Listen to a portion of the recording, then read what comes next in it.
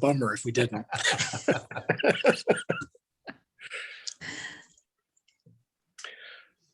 All right. Well, thanks for carving out the time, and I really appreciate everybody making themselves available for this. I know it's difficult with all the other obligations you all have with your jobs, with Rotary, with everything. So, but the assistant governor training, normally we like to do it face to face. Normally it's a 4 to 5 hour process. So on the front end, we kind of apologize that we're through this Zoom format. We're limited to an hour and a half today, but we'll talk about a few things that allow us to spend some quality time on each of the areas where we normally spend some time during assistant governor training around the strategic objectives of Rotary, namely areas like membership, public image, the foundation, and a new area of focus being diversity, equity, and inclusion. So we'll hear a little bit on each of those today, but one of the things we've done is we've carved out a little time over the months of April, May, and June to really have a focused roundtable on each of those areas with district leadership and the assistant governor population. So we'll look forward to that. You'll hear more about that in a little bit. But to get started, we thought it might make sense just to go kind of around the room. It's been a while since everybody has seen each other, but I'd like to just kind of kick it off. And I'll start by saying I'm Scott Mercer. I'm a member of the Stillwater Noon Rotary Club and was the assistant governor for Area 11 until Paul Perez tapped me to step up to be the assistant governor team lead. And Bev Driscoll took over Area 11. I was an assistant governor for just 2 years before taking on this role, and it was a phenomenal role. I really enjoyed doing it. In particular, enjoyed the camaraderie and the cohort and cohesiveness of working with the president-elects to try to identify opportunities to work together and to really create a group of individuals that you didn't feel like you were alone out there as president of your club.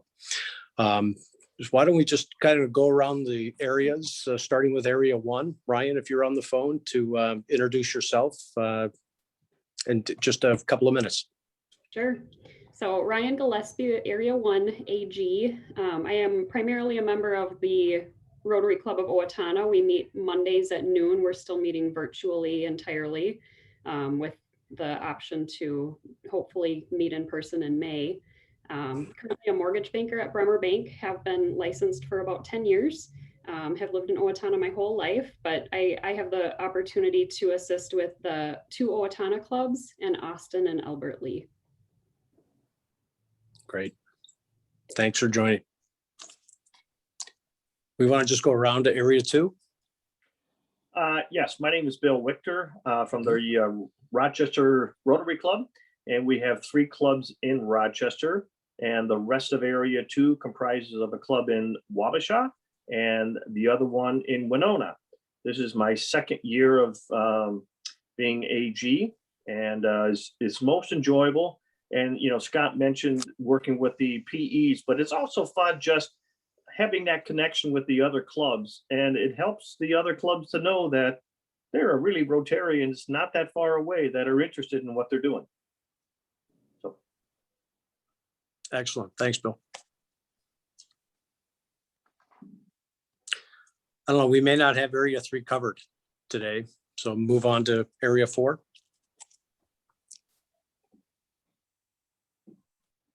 In my Area 4, I don't know what area I am. Close enough. We'll just go around the horn. I wish you'd let me. I'm just looking at my notes to see if I can figure out who I was. Anyway, I'm Dick Houston of Faribault Club. Been a Rotarian for about 10 years and have done a bunch of stuff. Been to a couple international meetings in Portugal and Hamburg.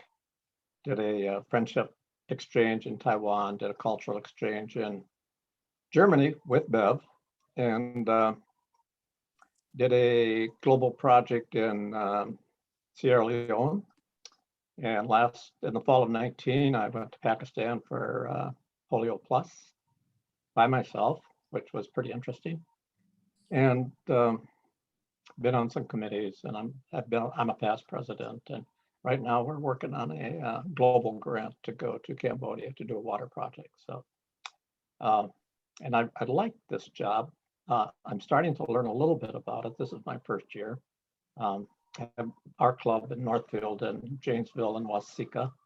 And one of the good parts about it is that I learned something from each one of these clubs that I can bring back to our club and make our club better. So it's a good deal. Thank you. Yeah, thanks for stepping up. Who's next?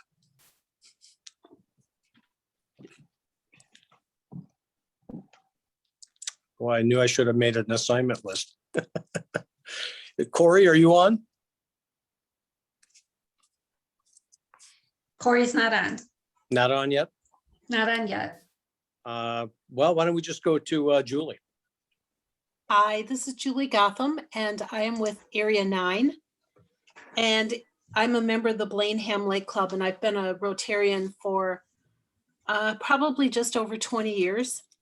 The Area 9 includes Blaneham Lake, of course, Fridley, Columbia Heights, Arden Hills, Shoreview, Coon Rapids, and New Brighton, Mounds View. Sounds like a lot of communities, but it's 5 clubs. And this is my second year serving as an AG, but my first with Area 9. Great, thank you. Bev, you want to go next? She stepped away from her screen. Oh, she did.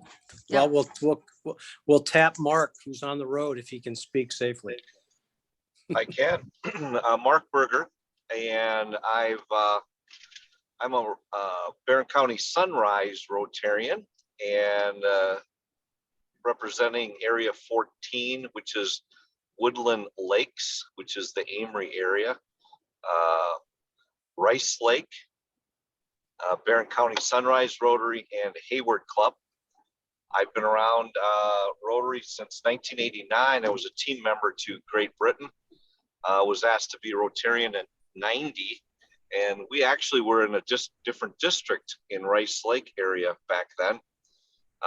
So we formed the Barron County Sunrise Club in 96. So I've gone through a couple things there, and most recently I was the team leader to the last group study exchange to Australia in 2017.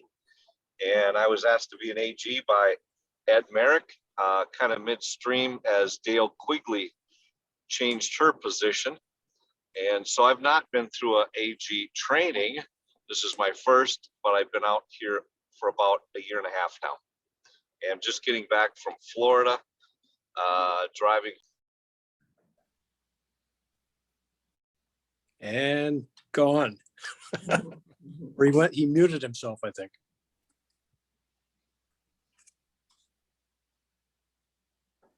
Did you lose me there? We did. I think you may have muted yourself, Mark. Oh, no, We cut most sorry. of that. No, I was in a dip area there. I'm sorry. So Well, did you hear anything? Oh, yeah. Yeah, I think we got most of it. I was just gonna maybe clarify, though. I think I met you last year at the AG training, didn't I? Well, to me, That that was your wasn't intro. a full AG. That was not a full AG meeting to me, Scott. Okay, fair enough. So I'm hopeful to pick up some more today, but Good, I've learned a good. lot this last year. Yes. Thanks. Excellent. Thanks for joining. And Tamara? I'm Tamara Tweetclose, or you Tamara? can call me Mhm, Tammy, sorry. that's fine, I'm easy going about my name. I'm in the Siren Webster Rotary Club, Wisconsin. And I've been in Rotary for 13 and a half years, and I have Sasago Lakes in Minnesota and Grantsburg and St. Clair Falls, Wisconsin in my area. Excellent. Thanks again for joining. Do we have Bev back? Not yet. Okay.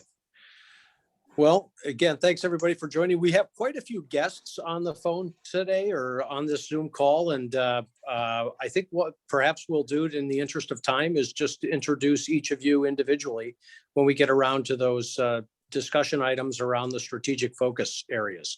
So I'll mention them out by name though now. Steve Griffith, I believe, is on the phone, head of the membership team. Sean Berry, the co-team leader in public image. Kyle Haugen will be with us later to speak a little bit about foundation. And then maybe a new face to me in the recent past is Kevin Donovan from the White Bear Lake Club, who will be talking with us along with Naomi Trevino of the St. Paul Maplewood Oakdale. I think I got that right. North St. Paul Maplewood Oakdale Club, to tell us a little bit more about diversity, equity, and inclusion. And we'll get to them in a little bit. But now I'd like to turn it over to Kenny to tell us a little bit about his expectations on district goals for the upcoming year. Sure. Thanks, Kenny? Scott. Appreciate that.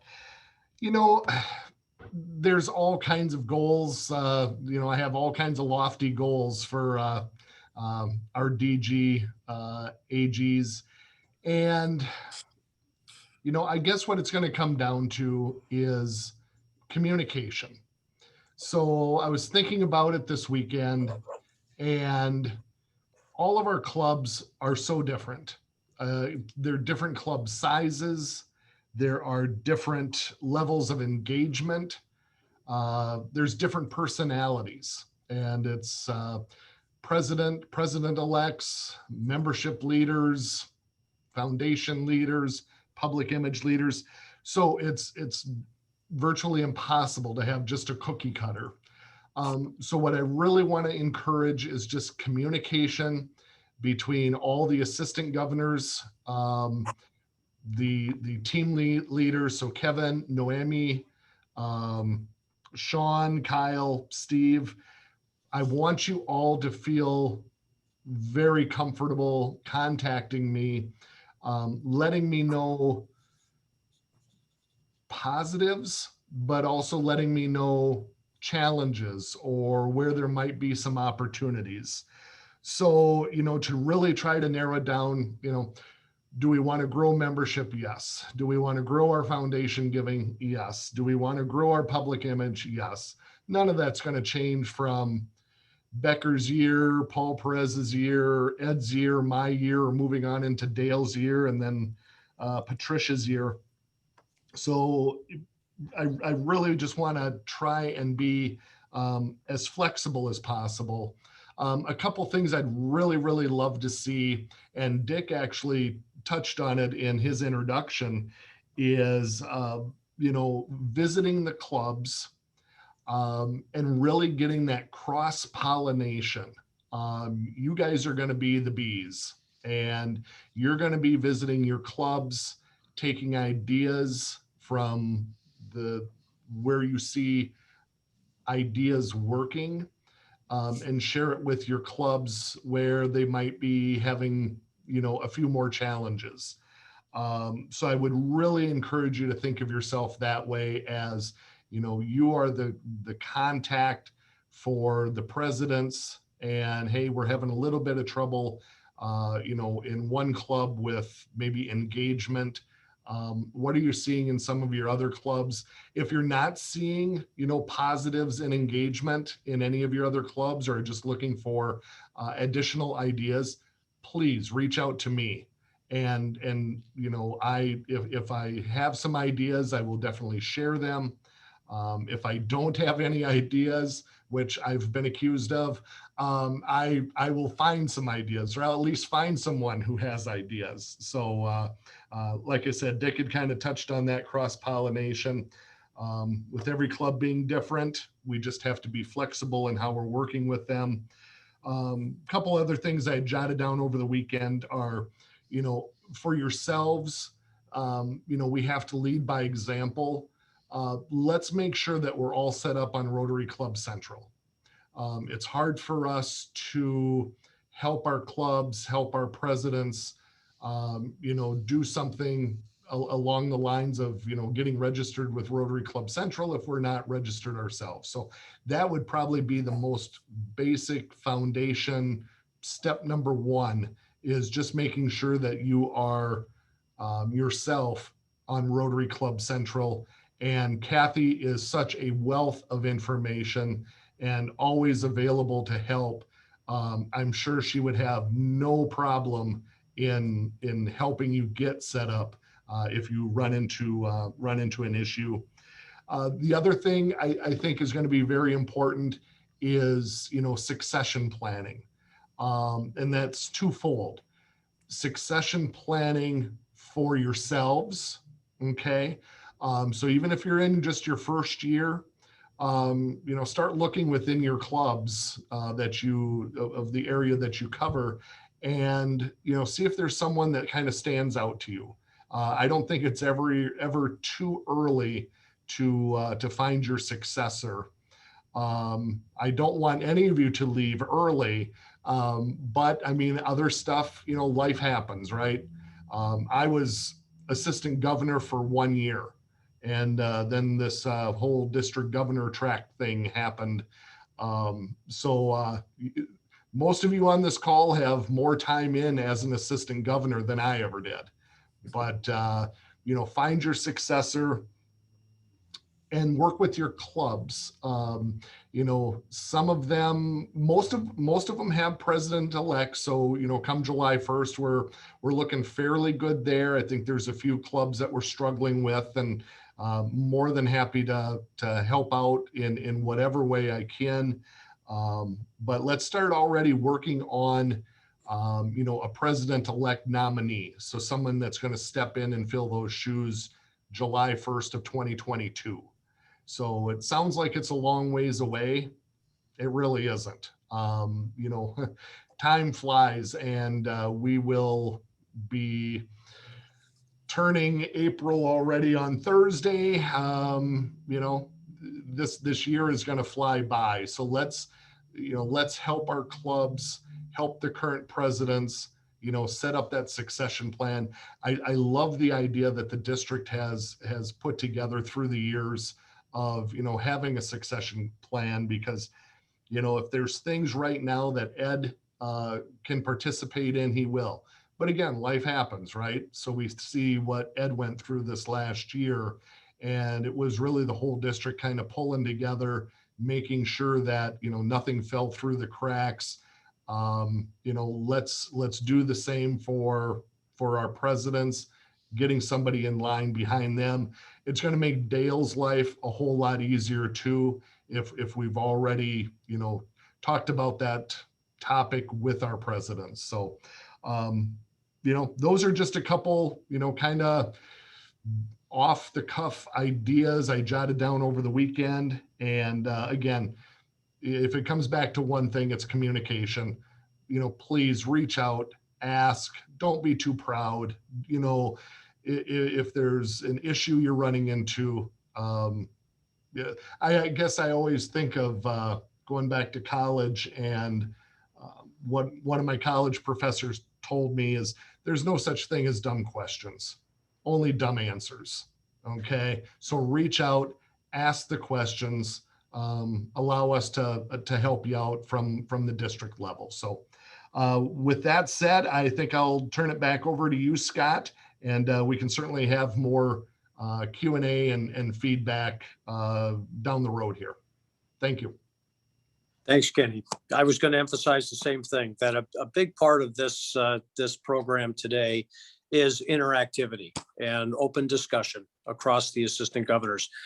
We've got some prepared information to go through, but the idea would be to really open it up for dialogue around, what isn't really formally understood around the AG role. Where can we improve communication around the role of the AG and what expectations are? So all of those things hopefully will come up over the course of conversation between now and 5:30. Why don't we kick things off? And again, I apologize for the lack of time to really focus on these key strategic areas where we normally have, 45 minutes to an hour at regular AG training to go over these things. We're kind of limited with the scope of a Zoom call to do that, and frankly, people are kind of zoomed out. So what we've done is we've tried to identify future meetings in April, May, and June to cover each of these key strategic areas. But one of the things we've asked district leadership to do is to come along this afternoon and share some of their, high-level goals, objectives, and talk a little bit about the resources that are available to you as assistant governors, and more importantly, to the president-elects that are coming in and during their presidential year, to help them drive these initiatives in areas like membership, public image, foundation, and diversity, equity, and inclusion. So Steve Griffith, if you're on the phone, can I ask you to spend a couple of minutes introducing yourself, or 5 minutes or so introducing yourself and telling us a little bit about what's going on in membership? Sure. Thank you, Scott. Thanks for being here. Thanks for the invitation. I'm a member at White Bear Lake Club, and I've been the membership team lead here in District 5960 for just a little over a year, maybe. We have a team that meets on the second Monday of every month. 8 or 9 people get together. We talk about membership issues. We review the membership statistics of clubs, membership and attendance, and those are not attendance, but membership numbers. And then over the last year, we've really been trying to put together the resources on membership. Things like orientation programs, mentoring programs, engagement programs, all those sorts of resources that are buried in Rotary International. We're now putting on a website. Kathy's putting on the website, the 5960 website. So we hope to be the sort of one-stop shop for membership. As you noted earlier, we don't have a specific membership goal at this point. The membership really happens, as you know, at the club level. And so what we look at the membership numbers across the district. Growing clubs are clubs that are engaged and exciting. And so those clubs tend to be growing. The ones that maybe aren't out there in the community or have had a difficult time during the pandemic are maybe struggling a little bit with membership. We think that you as AGs can really be the key link between our group and the individual clubs. So you probably have noticed emails coming in from me in the last couple of months as we sort of try to build the link with you.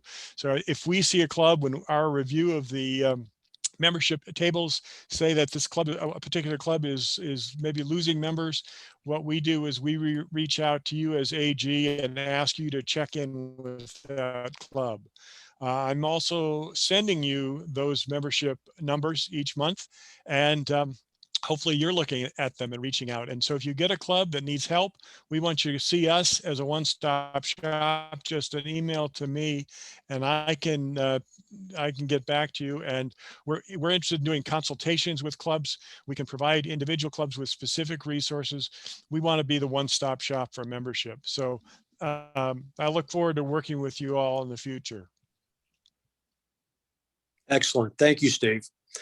And tentatively, we have identified May 18th as a date. Would be the afternoon, 4 o'clock to 5 p.m. May 18th, to do kind of a deep dive into membership and public image. So look forward to working with you on that, and stay tuned for a Zoom link and more information about that meeting.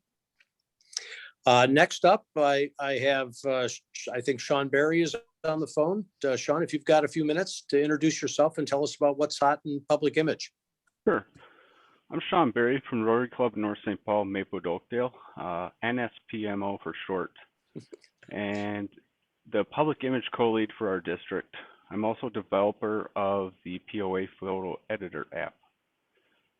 I've been in Rotary for about 10 years, been on the district public image team since October of 2018 and became the co-lead in June of 2019. The public image team has Rotary members that specialize in press releases, online ads, print ads, news media, radio media, branding, websites, social media, and copywriting. If any of your clubs need help, you just need to reach out and I will forward the communication to the correct person. Our current campaign with NPR and other news media is our Tri-District Rotary Midwest, which is Rotary Districts 5580, 5950, 59, and 5960. It is a campaign about COVID vaccines, named "This Shot is for All of Us." You can learn more at rotarymidwest.org. One pressing matter is to make sure your clubs are using the correct branding. The current brand came out 8 years ago. It is time for clubs to make sure you're using the correct logos. If they need help creating their logo, please have them reach out to me. The district is also working on a district resource toolkit so we can send you to one place instead of sending you to RI, to the district, to the zone. We want you to go, make it easy enough for everyone just to go to one place. You can contact me at Shawn, SHAWN, at n3rd.media. And that's all I have right now. Excellent. Thanks a lot, Sean. And we've also, I think we're going to plan to piggyback public image and membership in an 1.5 hour program on May 18th. So we can look forward to more information from Sean and more details there, and a longer opportunity to ask some specific questions to Sean and his team. Good. I don't know if we have Kyle on the phone yet, but if we do, he could tell us a little bit more about Foundation and the coaches program. But Kathy, if Kyle isn't on yet, maybe we He's on. He's on. Okay, great. Kyle, we'll turn it over to you. No sound. He's driving. All right, let's move on. We can come back to Kyle. All right. So we'll move on then to diversity, equity, and inclusion with Kevin Donovan and Nomi Trevino. There's Kevin.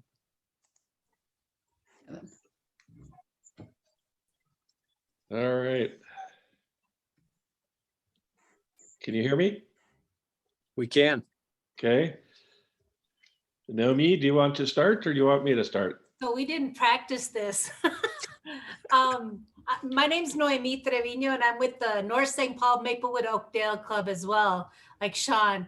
I have to spell it out. MSPRO Rotary, whatever. North St. Paul Maplewood Oakdale Rotary Club. And this is exciting times as we started off. Well, okay, that's all I'll say for now. And my counterpart here, Kevin, go ahead and introduce yourself. My name is Kevin Donovan, and I'm with the White Bear Rotary Club, or as I call it, the Way Too Early on Wednesday Morning Club. And so I've been with Rotary about 3.5 years, and I'm co-chair of public image for White Bear Lake, and on the membership team with Steve. And then for about 9 months, we've been working on equity and inclusion. So that's who I am. So we are charged, and really what I wanted to say is, like, these are exciting times, an opportunity for us as a district to raise the equity and inclusion lens to the forefront. We all live here in the Midwest. We all are experiencing what's happening in the national news, from George Floyd's court, Derek Chauvin's court Trial, and the what happened in Atlanta, and just all over the place. You know, this is a time that we as Rotarians need to be courageous enough to have these conversations at our club level, and you as AGs play a pivotal role in making this topic, if we would say, not so intimidating or scary. You know, we need to come together, you know, as our saying is the quote of coming together, uniting to build community. Well, I should have memorized it after all the times I said it during the as president of my club last year. But again, you get the gist that we really want to have conversations. This is a new leg in a chair. You know, we talk about the three-legged stool. Well, we've converted from that to four-legged chair, and we're the fourth leg, or the first, however you want to look at it. But the fact is that all of these different avenues or pillars really do lean on one another to really be effective.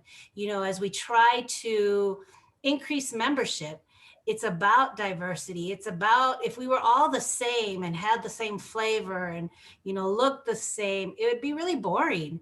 You know, I think part of making clubs exciting is bringing in variety. And that can be by gender, by age, by race, by language, home language.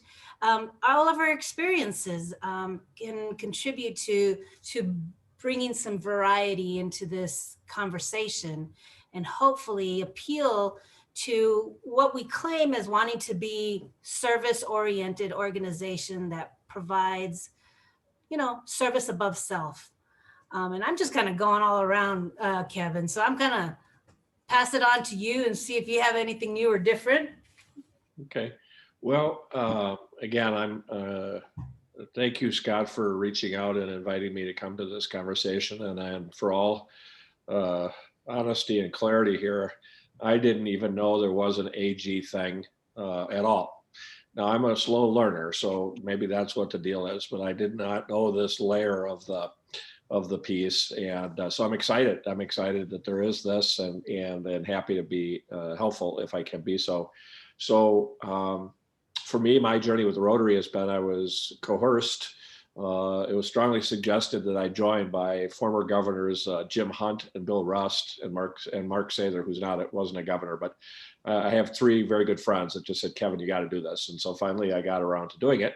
And I think I'm having now 2 or 3 Rotary meetings just about every day. It's pretty amazing. But in any event, the journey on the equity piece started 9 months ago, and my heart is heavy as we start the trial today, because I realized that 9 months ago, after the death of George Floyd, I reached out to then President John Shannon and said, John, you know, something terrible has happened, and we at Rotary, we reflect on things in our community, and we should probably do a moment of silence. And he agreed. And then we talked a little bit further, and it was like, well, maybe we should have a group of Rotarians in our club work on this issue, which is, of course, very, very long-standing, but certainly the catalyst to our club's action was through the unfortunate death of George Floyd. So 20 people, we have 100 members in our club, 20 people stepped up to be a part.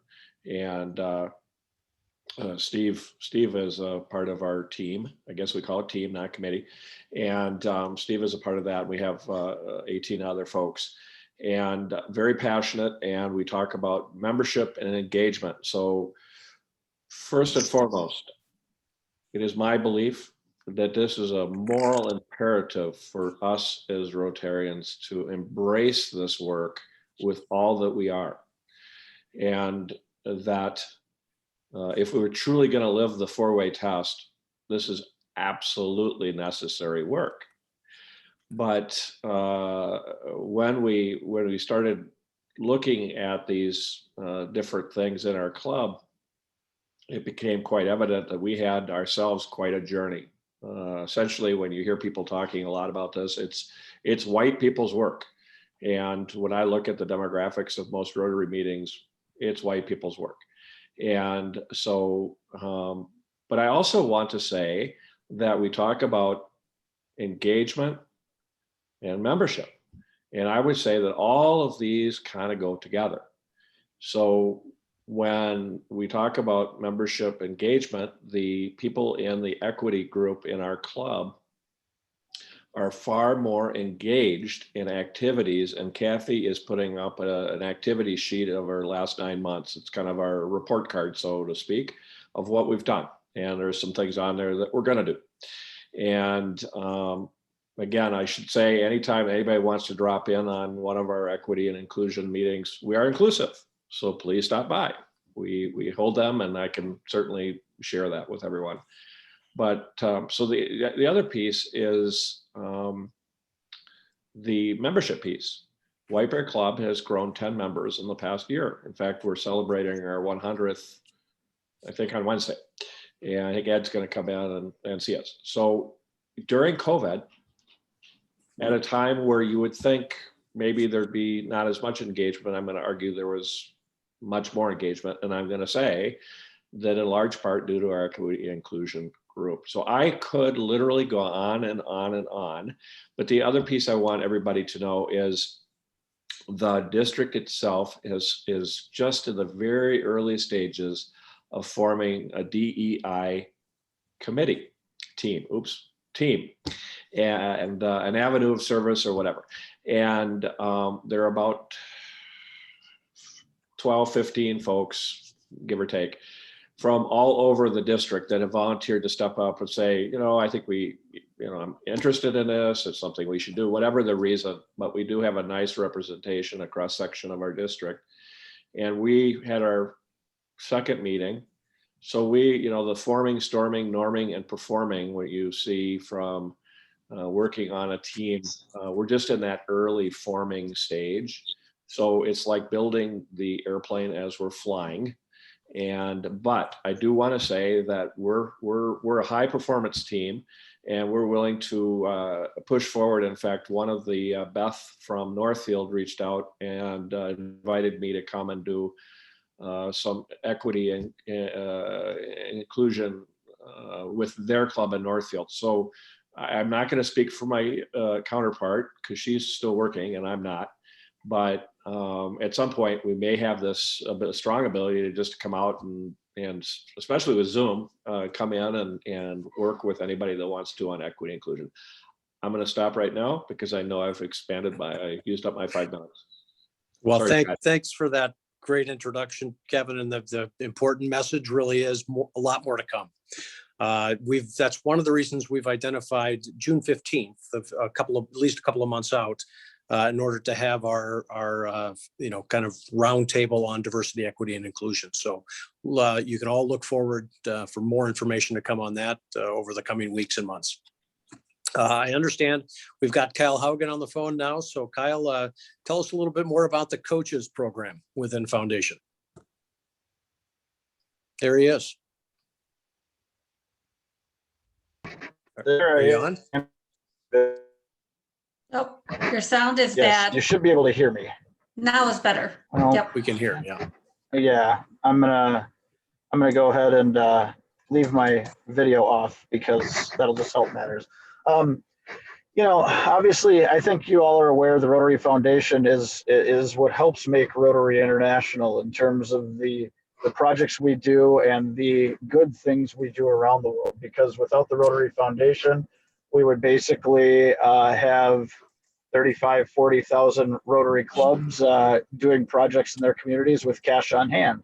And so the more that we can create a culture of giving within our district, that then allows us to have a culture of doing, because without money, we can't do all the great work that we do through Rotary Foundation grants and everything like that. Obviously, knowing the ins and outs of the Rotary Foundation is very difficult for everybody, and especially assistant governors, because you have a lot of other things on your plate as well. So what we have done this year as a resource, what we've done is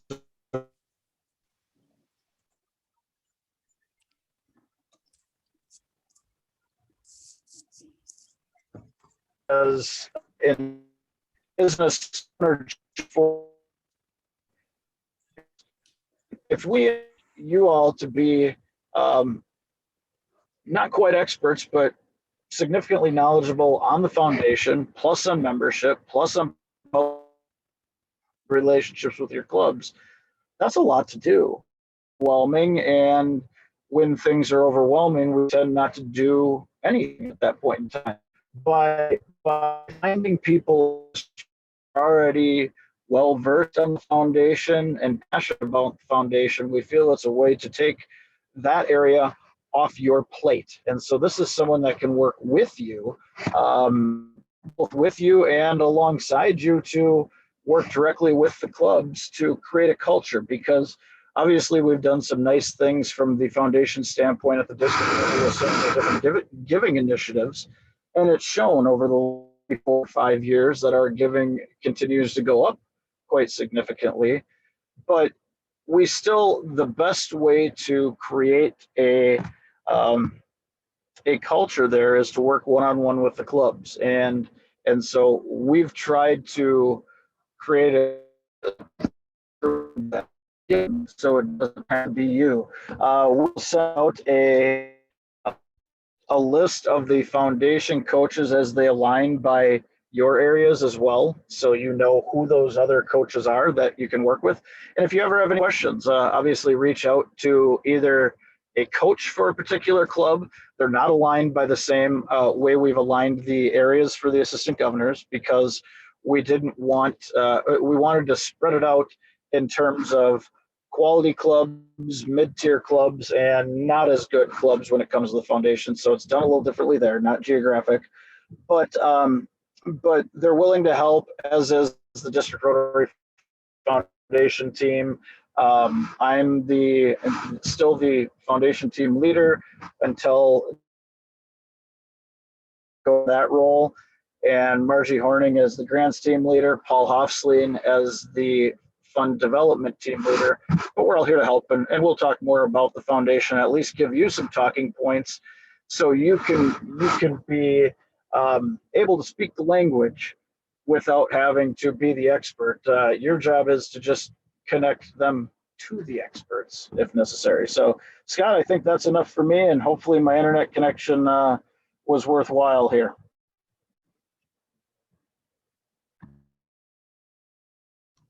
Scott, you're muted. Oh, good. It wasn't just my my No, connection. Kyle, I'm like, I can't we hear got a him. majority of it. So I was doing the peanuts thing. You didn't hear me? Wah, wah, wah, wah, wah, wah. No, Kyle, I think you were breaking up a couple of points there, but assuming that your schedule still works, we're hoping to do April 20th as a foundation focus area with the assistant governors to talk more about the coaches and give the AGs an opportunity to ask a few more questions. Good. Thanks for joining us. I know you're on the road. All right. At this point, I guess I'd ask if there are any questions before we move on to some more detailed discussion around various roles and responsibilities, expectations, and key dates for assistant governors for the upcoming Rotary year. Any questions before we move on? I do. For the April 20th for Kyle, would that be the 4 o'clock time frame? It would be, yeah. Tentatively, Tammy, we're looking at 4 to 5 o'clock on April 20th, and we'll send out actual Zoom meeting links for these as well. The meeting that we are looking at for May 18th, we would tentatively block out an hour and a half for that, because we are trying to consolidate public image and membership into one. And then for June 15th, we'd have a 1-hour session on diversity, equity, and inclusion. So again, we'll send out more detailed information on each of those individually. Thank you. All right. Next up, I think we'd like to move to the open discussion area and kind of a Q&A around roles and responsibilities for the AGs. Kenny, if you've got the ability to put up that PowerPoint list that I'd sent around the other day. all right, Scott, I'm going to try, and let's do share screen 1, and let's do that. And are you seeing Bingo. Nice. I do. And, yeah. and Scott, I just chatted with Kathy. I have to step away for about 2 minutes, but I will leave this up. I'll get back just as quick as I can. Super. Thanks. Right, thank you. Thanks. It seems to be working on my end, so hopefully it is across everybody's screen. So this is not intended to be an all-inclusive list of roles and responsibilities, but some at kind of a high level, some of the key roles that assistant governors are asked to get involved with within the clubs in their respective areas. So I think most of you are familiar with coordinating governor visits, although most of those over the past year became governors' Zoom meetings as opposed to face-to-face meetings. Hopefully over the course of 21, 22, we're going to be able to get back to face-to-face meetings where we can. But and I think, Kenny's walked away right now, but our intention would be to get that schedule of dates for governor's visits out in the very near future. So Kathy, maybe you could chime in. Is that something that Kenny has? I haven't seen it yet, but we Okay. can get him when he gets back on. All righty. So, and when that happens, usually there's an informational email that goes out to everybody, letting you know that the date is on the calendar, asking the clubs and the assistant governor to do a little pre-work in advance of those governor visits, so that when Kenny shows up at the club or shows up for the Zoom meeting, he's fairly well prepared around strengths, weaknesses of the club, future leaders, what the club is involved in currently, and it makes it a more interactive and more productive governor's visit. So we can talk more about that as time goes on. Kenny in his initial discussion mentioned, being tied in with My Rotary Central or Rotary Central. So that's really paramount in terms of tracking clubs' goals and even being able to have an intelligent conversation with club president-elects around getting information into Rotary Central, making sure that their goals are entered and recorded so that they can be tracked. And if you're not currently on Rotary Central, I know Kathy can work with you to get you lined up there quickly. Communicating club strengths, weaknesses, and progress to the district governor. As time goes on, there used to be a more formal kind of written monthly report that went to and was kind of consolidated and sent up to the district governor. And we found that over the last couple of years, it seems to be a better place to discuss those on these monthly phone calls. So what we're going to do in 21-22 is continue to have these more regular Zoom calls scheduled so that they're not just ad hoc and done at the last minute, but rather have them on the calendar at least a month or two in advance so we know when these calls are going to be. And that's an opportunity to go around and discuss club strengths and weaknesses with the district governor. And in anticipation of governor's visits, I think that's a great spot to tell Kenny or tell the incoming district governor what's happening in each of those areas. Primary role of the assistant governor is to facilitate district resource sharing. It's a lot of what we're talking about now in terms of membership, public image, diversity, equity, and inclusion, and foundation, and making sure the club president-elects have access to the resources or know where to go. We really don't expect the assistant governors to be a subject matter expert in every single area or be able to go down the rabbit hole on every single initiative in Rotary, but rather be a facilitator and a key resource for the club presidents. It is an expectation that the assistant governors will be participating in various district events and activities, more specifically training programs. We just finished up with president-elect training and North Central PETS. Many of you were actively engaged in that. Thank you for carving out the time to do that. It really is a great opportunity to begin to build relationships within your area with all the incoming president-elects and start to develop a cohort group there among the presidents. We talked about district trainings. Kenny mentioned earlier, keeping an eye out for future leadership.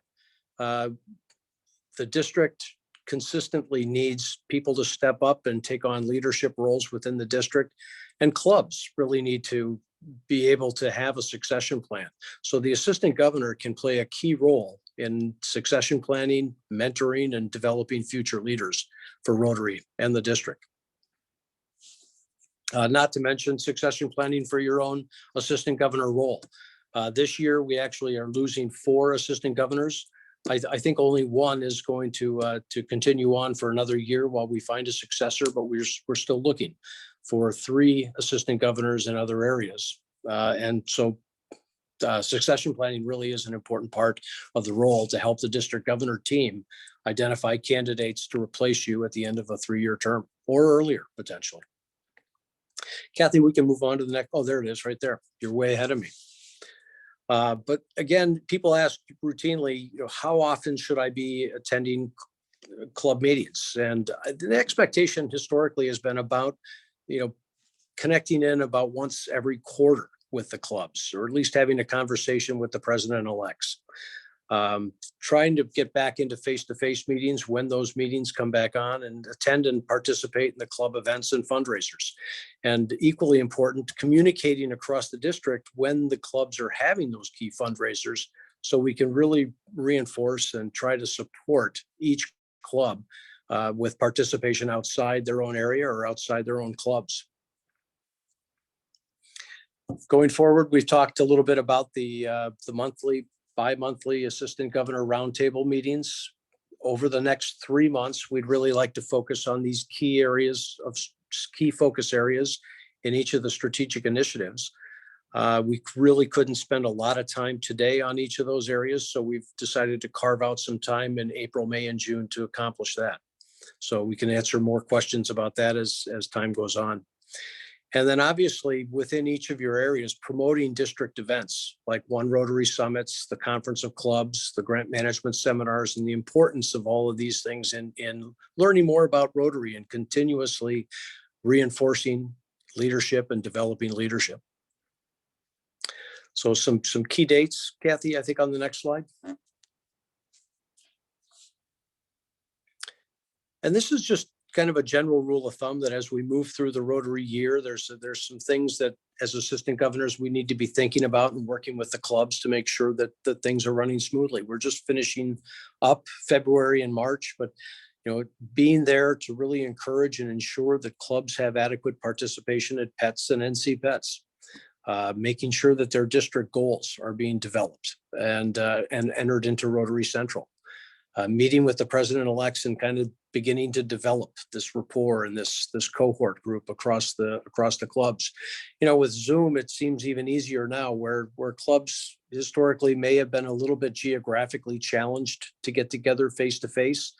Zoom now creates a fabulous opportunity to get people together, even if for just a short period of time, to make sure that people are aware that there are other clubs out there trying to accomplish the same things. And they might find that this information sharing and the ability to communicate with other leadership in their area is just a fabulous opportunity. And in April through June, it's a great idea to begin putting together your schedule for the club meetings for the coming year. Scheduling in advance when you may be going to visit with the clubs, making sure that you understand what the key dates are for the clubs within your area and making sure that those get into your calendar. July through August, beginning your regular club visits, coordinating the district governor visits, and Kathy and Kenny, as that schedule comes together, I'm sure we'll be communicating that out to everybody. One of the things Kenny and I talked about during the team training meeting last week was putting together a calendar or a kind of a quick card that shows all the key dates for the upcoming Rotary year. So we'll be working on getting something like that out to everybody and really out to all the clubs. I think the last time we had that was a couple of years ago. Kathy, do you recall? That's correct. So it would have been 2019-20 Paul Perez's year. But Yeah, we'll do something similar. It was year. kind of a great cheat sheet telling people what's coming up. And I know even at the club level, it was great to have those on the table as a talking point. And it went a long way to develop interest and encourage engagement and participation at the club levels. So next up, Kathy. And these are just some administrative details that I cut straight from the Assistant Governor Leadership Guide, which is available on Rotary Central. But reminding club leaders to get membership lists and invoices out, working with clubs on leadership succession. And Kenny mentioned that earlier in the year. This year may be a little more challenging than others in terms of the number of clubs that don't actually have president-elects identified.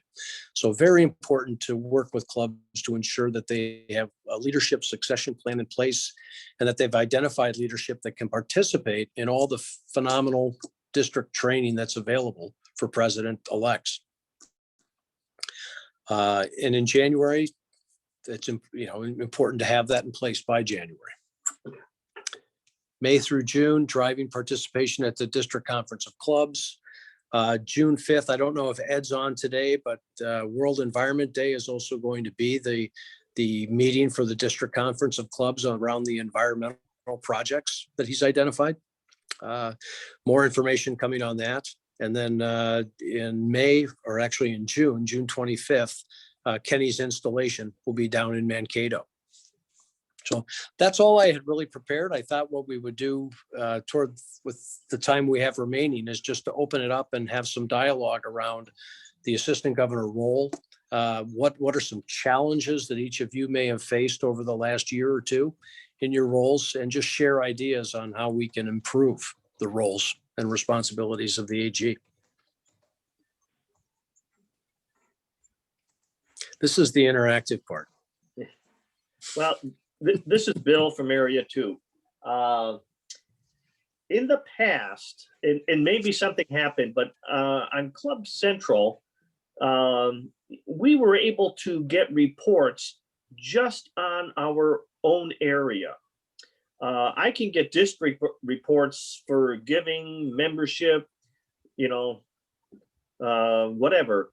But in the past, and I don't know what happened, that now if I want to look at my individual clubs, I have to look at the full district report and then page through for the 5 clubs that I'm interested in. But I thought in the past we were able to have, something was created that I can click and only look at the 5 clubs in my area. And I don't know if anybody else has it narrowed scope when they're looking at reports, or I don't know. Did I do something to delete those reports? But Kathy, are you able to answer Yeah, that? I have to turn that one. If I can't answer it, I will look into it to find out. They have made some updates on Rotary Club Central, and I understand what you're talking about, Bill. And I'm going in there right now to double check, but I'll call Rotary Club Central and get an answer to you and get that answered for you. I mean, it's not like I can't see my clubs, but I have to look at the 290-page district report and page through it for my club. So, right, I know what you're referring to. They had it by areas. yeah. So I will find that answer for you one way or the other and let you know what's going on. Okay, thanks.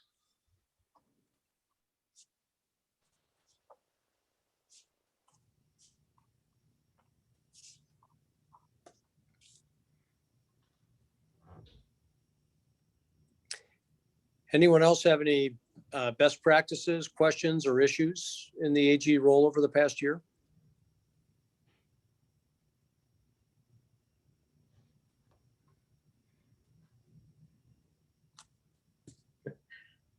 Okay, I'll throw in another one. So is Kenny going to have a sheet that he would like to know about the clubs prior to his visit? And the only reason why I mentioned that, 2 presidents ago, Paul did have a sheet that he sent out ahead of time and said, hey, can this be filled out? This past year, Ed did not do that,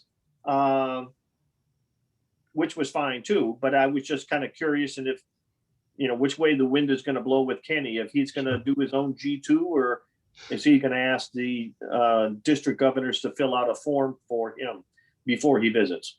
Sure, Bill, great question. And I haven't totally decided yet, but I've talked to some of my other district governor-elect cohorts throughout our zone.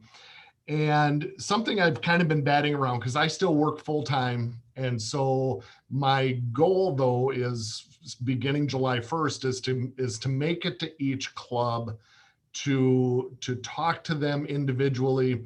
But so many have tried to, previous DGs have tried to, really kind of front load it and do, 2 to 3 visits, each and every week, and try and get them done before the winter snow flies. There's just no way I'm going to be able to do that. So I'm looking at things just a little differently. And something kind of batted around with my wife is, I might try and do, 1 club visit per week. Some weeks I'm going to have to get 2 in there, but we'll get the dates hammered out. But then the other thing I kind of thought about was, no offense to any of my previous any of our previous DGs, but instead of going to the club and saying, here's what Rotary International is saying, I really kind of want to flip the table a little bit, and this goes really to Bill, to what you're speaking. Really, contacting the president, a number of weeks early, prior to my visit, finding out what kinds of questions the club has for me or for our district, and really trying to make sure that if there's 3, 4, 5 hot button topics, that I really try to focus on those. And I haven't ironed everything out exactly yet, but that's where my thought process is taking me, is instead of giving the same speech 60 different times, I really would like to tailor make it to each club to find out, okay, what is going on in Lake City that is positive, and what do you have for challenges? What's going on in Rochester for each of the 3 clubs? It's the same community, but the 3 clubs are different. And what is that hot topic, or 3, 4, 5 that I can really focus on and try to address. So I guess that's a long-winded answer to your question, Bill, but I haven't, like I said, haven't figured it out totally, but that is the way that I'm leaning. So I would be in touch with the presidents ahead of time, also with the AGs ahead of time, trying to find out what for each of those clubs do they want to talk about, what do they want to focus on.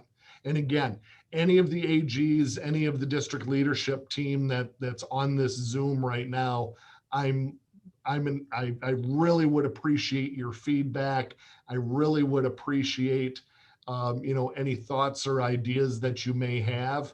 I will certainly listen to them, and if it will work for me, fantastic. I'd love to hear it. Kenny, Thanks, Bill. I think you had just stepped out when we talked very briefly about that, and I believe one of the things I said at the onset was that in the past there had been a little bit of a pre-work worksheet. I think it was Paul Perez's year, and as an AG that year, I found it fairly valuable to the AG was sent a questionnaire, the club president was sent a questionnaire, and they were asked to kind of complete it, and it led you down a path that you would be able to custom tailor the district governor's visit around topics of interest and importance to those clubs. So, Scott, I missed 2 minutes. I gotta, go to the door, and clients want to drop off checks. Well, I should really go, and I don't give checks out. I only take them in. But when I do that and I miss 2 minutes, and well, there you go. Kaboom. But I'll just speak for myself. Back when I was an AG, I thought that was a valuable process that we went through that allows for that tailor-made discussion that you're describing. Mm-hmm. Annie, I think that's a great idea. I think that there's a lot of value in doing that, addressing the things that they have concerns about, but I also think it's equally important to address the things that they've done well. I think that's a good combination that you have going, and I would certainly encourage it. Thank you, Dick. I appreciate that.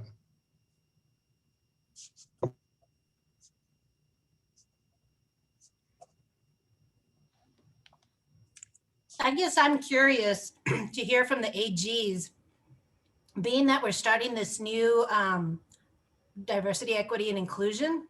What's your take on the clubs in your area in embracing this opportunity? I just kind of want to get a feel, because we're like very at the beginning of this, and I just want to know what I'm getting into. I'm a AG for 4 clubs, and 2 of them are moving down that track. Faribault and Northfield both are engaged in doing something in those areas. So we both have a diversity chairman, our club, as does Northfield, and with some plans and some inclusion going on presently. So the other 2 live in communities where that isn't a big issue. Faribault School District has over 60% in their grade schools that are non-Caucasian.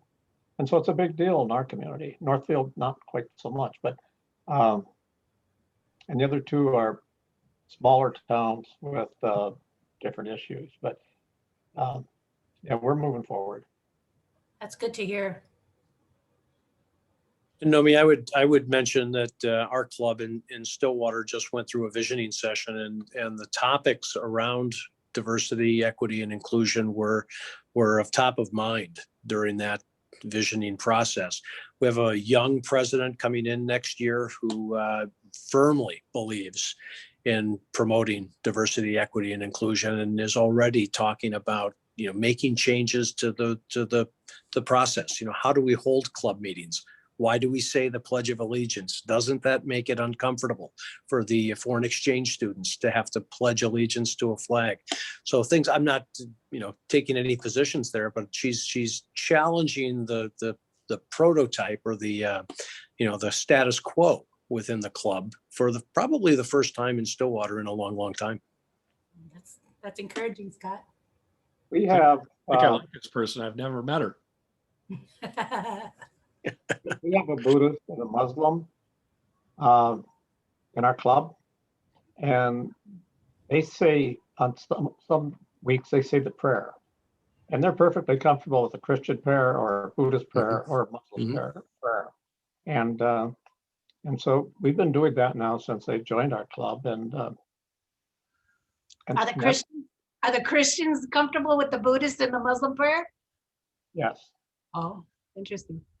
So I think this is kind of exciting because it's going to be challenging our experiences, But so this is good, and you guys are part of that delivery of the message, and we can't do it without you. And so I'm looking forward to how to leverage the AG line in getting the message out and having these conversations with our club members, and it's exciting times.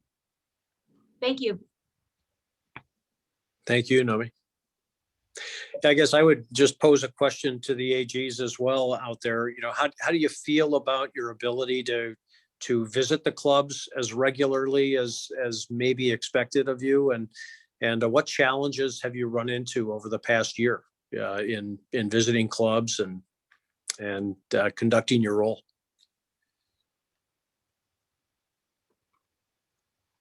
Hey, I'll jump in. Thanks, Mark.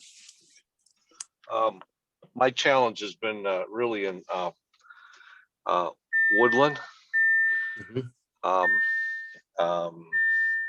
More so, well, their membership for one. They understand that they need to grow, but to me they're focusing on trying to get the members before they even have a comfortable meeting setting, and what do they really accomplish in a meeting. So I need, and I think maybe Steve can, maybe partly with Steve, maybe on the membership side, they're asking for membership brochures, which I think is fine, but you hand a brochure to a prospective member, and now you got them coming to a meeting that they have no they have no rhyme or reason how they're doing a meeting. So I'm trying to get them to get that down first, and they're not necessarily wanting to listen to me. So there's my issue in that scenario, that I don't know what it is. And they've gone through the visioning. We've had 3 clubs do the visioning, which I think is great, but now we really need to follow through with 2 of the clubs, 2 of the 3 have done it, and Hayward should do it. And now they're in that same routine, the same president's taking over that doesn't have the urgency or the need, he thinks, to do and get involved in the district or to learn the, the learning sites. He's been told things, and so I'm concerned there that I'm talking to brick walls. So let me just jump in, Mark, for just a second. I do believe that the Hayward president is staying on with the next president in line, co-doing it with him. And then she will take over the following year. So I think it's a better position than we think. well, that's good to hear, but I've not heard who that's going to be yet. So you've heard that before me. Kelly Tuttle. Okay. So maybe I need to just touch base with Kelly more so than Mike right now. Thank you. Yep.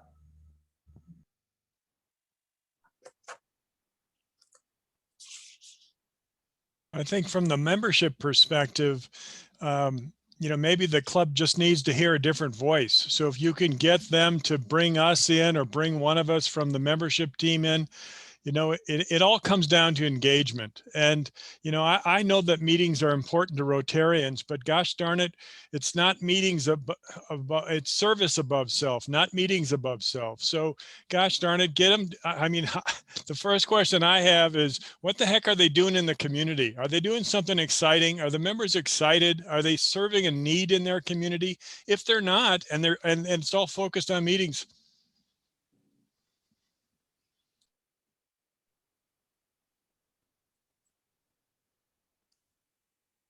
Thanks, Steve.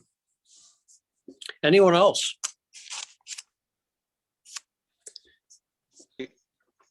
Sorry, I went into a little dip there and lost the end of Steve, but thank you very much, Steve. I will, I'll get him in contact with you. Kathy Scheiman is her name, Scheiman. that'd be great. And this, so Mark, just to make you feel a little bit better, it's not you with Woodland, because Ed and I have tried to work with them. I've gone and met with her personally. You know, their website has the wrong meeting date and wrong meeting place. They don't return emails, and it's not just you. Oh, I thought it was Mark. No, I'm just kidding. But anyway, so just to make you feel better, it's not just you. There have been a lot of people who've reached out to them, and none of us have seemed to have been successful. But maybe Steve has the answer there. Hopefully, fingers crossed. Well, actually, Okay, I've reached out to them already a couple of times and had no response. Can't get an email response. There you go. It's similar. That's constant with me. Yeah. So you're hitting it on the head. I just smacking my head and don't know what else to do. Well, sometimes you just can't force things, but no, thanks for that dialogue, Mark. Anyone else have issues or areas of uncertainty around how they should be approaching the assistant governor role?